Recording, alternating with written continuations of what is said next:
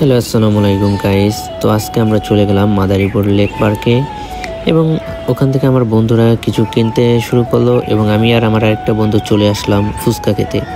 তো আমরা দুজনে ফুচকা নিলাম 2 বাটি এবং ফুচকা খেয়ে আমি অপেক্ষা করতে থাকলাম আমার আরেকটা বন্ধুর জন্য। এবং বন্ধু এসে বলতে লাগলো, এই দেখ আমার আউটফিটটা কেমন হয়েছে, এটা মাত্র 200 টাকা আউটফিট। তো আমি বললাম আউটফিটটা খুবই সুন্দর, তো আপনারা এই দেখতে পাচ্ছেন এবং কমেন্টে বলুন তার আউটফিট 10-এ কত দিবেন।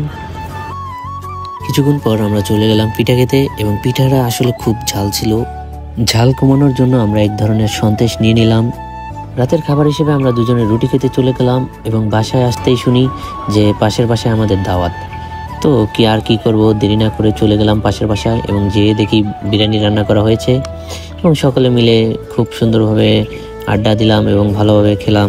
তারপর চলে আসলাম আবার রুমে। তো আজকের ভিডিওটা এই পর্যন্তই। ভালো লেগে থাকলে চ্যানেলটা সাবস্ক্রাইব করবেন।